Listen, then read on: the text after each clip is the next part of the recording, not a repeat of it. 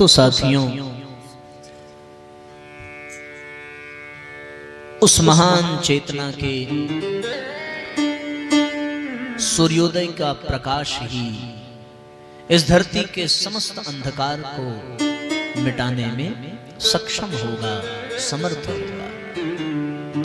वो अंधेरा मिटेगा तो साथियों, जनजीवन में उज्ज्वलता का संचार होगा, जनजीवन में श्रेष्ठता का संचार होगा। इसलिए जब सारी धरती के लोग, सारी दुनिया के लोग, जब सारे समाज के मूर्धन्य लोग, बड़े बड़े भविष्यवक्ता, बड़े बड़े ज्योतिषाचार्य, बड़े बड़े दार्शनिक, बड़े बड़े वैज्ञानिक अपनी अपनी गणनाओं के आधार पर ये कहते पाए जा रहे थे कि दुनिया नष्ट होने वाली है, तब केवल एक स्वर इस धरती पर गूंज रहा था, केवल एक आवाज चारों ओर सुनाई पड़ रही थी, और वो आवाज थी परम पूज्य गुरुदेव की।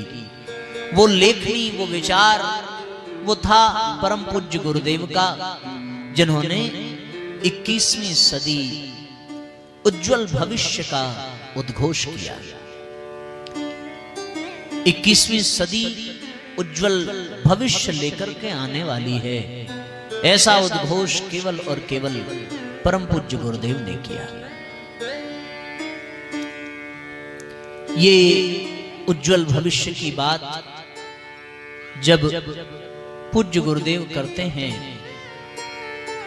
तब साथियों मन में सहज ही एक प्रश्न उठता है, और उठना भी चाहिए। और वो प्रश्न ये है कि गुरुजी ने उज्जवल भविष्य की ही बात क्यों की? हो सकता है वो कोई और शब्द का उपयोग भी कर सकते थे। जिन्होंने इतने साहित्य लिखे, जिन्होंने 3200 से भी अधिक पुस्तकें लिखी, जिन्होंने समूचे आर्ष ग्रंथों का हिंदी में भाष्य किया, वो उज्जवल भविष्य शब्द का प्रयोग करते हैं। ऐसा तो नहीं है कि उनके पास शब्दों का अभाव रहा होगा। वो उज्जवल भविष्य के स्थान पर सुखी भविष्य भी कह सकते थे, वो उज्जवल भविष्य के स्थान पर संपन्न भविष्य भी कह सकते थे, वो उज्जवल भविष्य के स्थान पर समृद्ध भविष्य भी कह सकते थे, वो उज्जवल भविष्य के स्थान पर सफल भविष्य, उत्तम भविष्य भी कह सकते थे, ऐसा लिख सकते थे। पर परम पूज्य गुरुदेव ने उज्जवल भविष्य ही लिखा। उज्जवल भविष्य, उसका कारण क्या है? इस पर चिंतन करने की आवश्यकता है, इस पर विचार करने की आवश्यकता है।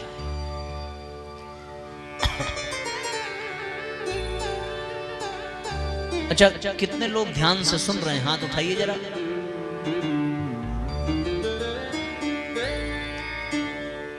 और कितने लोग ध्यान से नहीं सुन रहे हैं? वो लोग हाथ उठाइए। भैया यहां आकर के तो ईमानदार हो जाइए। पंडाल के बाहर चाहे जैसे रहिए, पर यहां बैठे हैं तो यहां तो ईमानदार हो जाइए। अगर ध्यान कहीं और है तो फिर यहां बैठने का कोई फायदा नहीं है। और अगर यहां बैठे हैं तो यहीं के बन करके बैठिए, क्योंकि व्यक्ति वहीं का माना जाता है जहां उसका मन होता है। शरीर कहां है इससे कोई मतलब नहीं है। यहीं के बन करके बैठिए, और 5 मिनट ही सही, 10 मिनट ही सही, पर पूरी तरह से यहां बन करके बैठेंगे तो हो सकता है 5-10 मिनट में ही कोई ऐसा विचार, कोई ऐसी बात आपके अंतःकरण में उतर जाए जो आपके जीवन में भी सौभाग्य का सूर्योदय प्रदान कर दे। अन्यथा तो आप यहां 3 घंटे 4 घंटे बैठे रहिए, अगर ध्यान यहां नहीं है, मन मस्तिष्क यहां नहीं है, तो फिर बैठना बेकार हो जाएगा, व्यर्थ हो जाएगा। इसलिए साथियों, बहुत सावधान होकर के सुनिए। मैं निवेदन कर रहा था कि गुरुजी ने उज्जवल भविष्य ही क्यों लिखा। उज्जवल भविष्य एक ऐसा शब्द है साथियों, जिसमें सुख, संपन्नता, समृद्धि, सुविधाएं, सौभाग्य, सफलता, सार्थकता, सारे शब्द समाहित हो जाते हैं। अगर गुरुदेव केवल सुखी भविष्य की बात करते तो सुख केवल और केवल तन और मन तक ही सीमित रहता है। तन को सुविधाएं मिल जाएं, गर्मी है तो पंखा मिल जाए, तन सुखी हो जाएगा। हमारी कोई प्रशंसा कर दे तो मन सुखी हो जाएगा।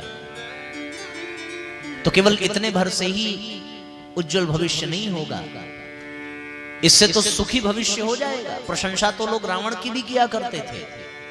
उसके दरबार में सुविधाएं रावण के पास भी कम नहीं थी। समृद्धि, संपन्नता जैसी रावण के पास थी, वैसी किसके पास रही होगी। स्वर्ण की लंका का स्वामी था। समस्त धरती को अपने वश में, न केवल धरती को बल्कि अंतरिक्ष में देवताओं को भी अपने अधीन करके चलने वाला रावण, समस्त नक्षत्रों, समस्त ग्रहों पर अपना आधिपत्य जमा देने वाला रावण। लेकिन उसका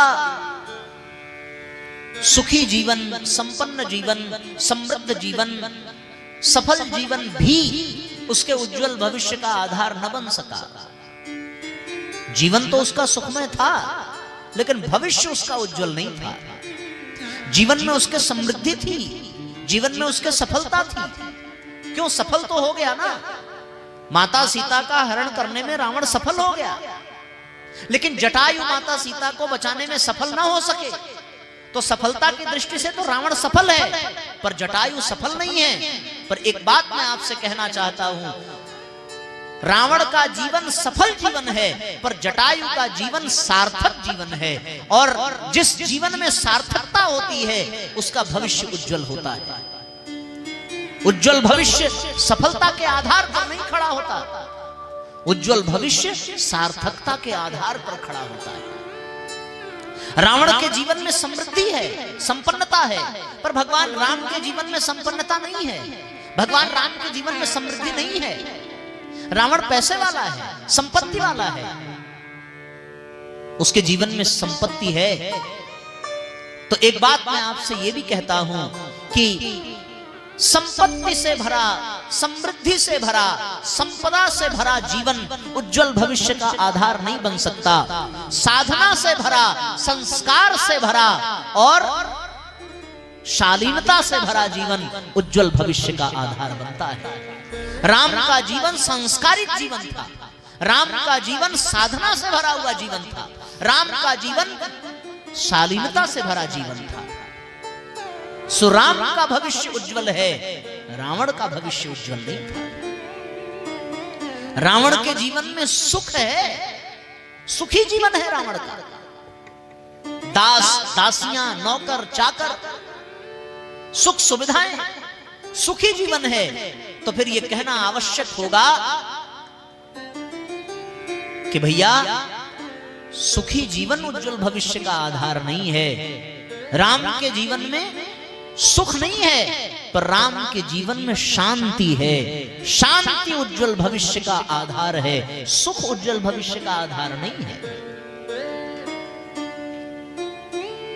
शांति सीता समानीता।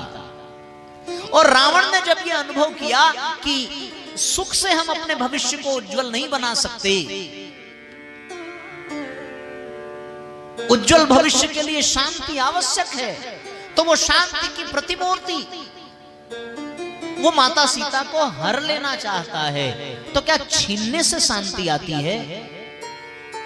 सीता को शांति का अध्यात्म रामायण में शांति सीता समानीता आत्मा रामो विराजते, सीता माता को शांति का प्रतीक बताया गया है। शांति रूपी सीता राम के जीवन में है, सो राम का भविष्य उज्जवल है। रावण के जीवन में शांति नहीं है तो वो दूसरे की शांति छीनना चाहता है। छीनने से शांति बढ़ती है कि घटती है? और रावण के जीवन में जब अशोक वाटिका में माता सीता पहुंच जाती हैं तो रावण की अशांति बढ़ जाती है, रावण की परेशानी बढ़ जाती है, रावण का पतन प्रारंभ हो जाता है, रावण का विनाश प्रारंभ हो जाता है। ये जान जाती है। इसलिए साथियों, गुरुदेव उज्जवल भविष्य की बात करते हैं। वो उज्जवल भविष्य नहीं जिसमें सुख हो, बल्कि वो उज्जवल भविष्य जिसमें शांति हो। उज्जवल भविष्य साधन सुविधा के आधार पर नहीं होगा, उज्जवल भविष्य साधना के आधार पर होगा। उज्जवल भविष्य संपन्नता समृद्धि के आधार पर नहीं होगा, उज्जवल भविष्य संस्कारों के आधार पर होगा। उज्जवल भविष्य शालीनता के आधार पर होगा, उज्जवल भविष्य सद्गुणों के आधार पर होगा। भैया कि गुरुदेव उज्जवल भविष्य की बात कर रहे हैं, गुरुदेव साधना से भरे भविष्य की बात कर रहे हैं, गुरुदेव संस्कारों से भरे भविष्य की कल्पना कर रहे हैं। इसलिए पूज्य गुरुदेव कहते हैं 21वीं सदी उज्जवल भविष्य। तो उज्जवल भविष्य उनका नहीं होगा जो सुखी हैं, बल्कि उज्जवल भविष्य उनका होगा जिनके जीवन में शांति है। उज्जवल भविष्य कदाचित उनका नहीं हो सकता जिनके जीवन में केवल संपन्नता है, समृद्धि है, बल्कि उज्जवल भविष्य उनका ही होगा जिनके जीवन में साधना है, संस्कार है, सद्गुण है, शालीनता है। उनका ही भविष्य उज्जवल होगा। उन्हीं का भविष्य उज्जवल बन सकता है जिनके जीवन में केवल सफलता नहीं बल्कि सार्थकता हो। सफल व्यक्ति समाज में भले ही यश प्राप्त कर ले, पर भगवान की दृष्टि में उसी का भविष्य उज्जवल है जिसके जीवन में सार्थकता हो। सफलता कोई भी पा सकता है, लेकिन सार्थक बड़े सौभाग्यशाली लोग होते हैं, वही लोग सार्थक हो सकते हैं। भगत सिंह सफल नहीं हुए, उन्होंने अपने आंख के सामने देश को आजाद नहीं देखा, पर उनकी कुर्बानी निरर्थक नहीं हुई, उनकी कुर्बानी सार्थक हुई, उनका जीवन सार्थक था। सार्थक जीवन के आधार पर उज्जवल भविष्य बनता है, साधनात्मक जीवन के आधार पर उज्जवल भविष्य बनता है, संस्कारित जीवन के आधार पर उज्जवल भविष्य बनता है। और साथियों, शांति से भरे जीवन के आधार पर, सद्गुणों से भरे जीवन के आधार पर उज्जवल भविष्य बनता है। इसलिए पूज्य गुरुदेव 21वीं सदी उज्जवल भविष्य की उद्घोषणा करते हैं। और ये उज्जवल भविष्य का उद्घोष किसके लिए है? हम सबके लिए है। जो ये 21वीं सदी के 25 वर्ष व्यतीत हो रहे हैं, हो चुके हैं, हम लोग 26वें में प्रवेश कर चुके हैं। तो अब ये मूल्यांकन करने की आवश्यकता है कि हमारा भविष्य उज्जवल है या नहीं है। जो लोग केवल सुख के पीछे भाग रहे हैं, केवल साधनों के पीछे भाग रहे हैं, केवल संपत्ति और समृद्धि के पीछे भाग रहे हैं, केवल सुविधाओं के पीछे भाग रहे हैं, केवल सफलताओं के पीछे भाग रहे हैं, कदाचित उनका भविष्य उज्जवल नहीं है। भविष्य उनका ही उज्जवल होगा जिनके जीवन में साधना है, जिनके जीवन में संस्कार है, जिनके जीवन में सद्गुण है, जिनके जीवन में शालीनता है, जिनके जीवन में शांति है। अगर ये है